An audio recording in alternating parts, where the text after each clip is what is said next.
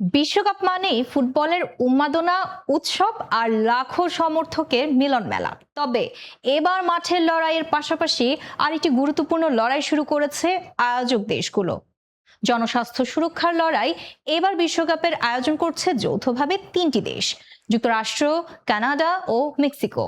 আর এই মহাযজ্ঞকে সামনে রেখে যৌনবাহিত সংক্রমণ প্রতিরোধে নজিরবিহীন উদ্যোগ নিয়েছে মেক্সিকো ও কানাডা। বিশ্বকাপ চলাকালে দর্শনার্থীদের মধ্যে 60 থেকে 70 লাখ কন্ডোম বিনামূল্যে বিতরণের প্রস্তুতি নিয়েছে মেক্সিকো।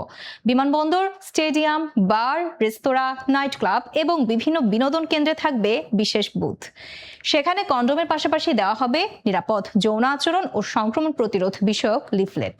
স্বাস্থ্য কর্মকর্তারা বলছেন, এই লক্ষ্য শুধু কন্ডোম বিতরণ নয়, সচেতনতা তৈরি, ঝুঁকি সম্পর্কে মানুষকে জানানো এবং প্রয়োজনীয় চিকিৎসা সেবা সহজলভ্য করা।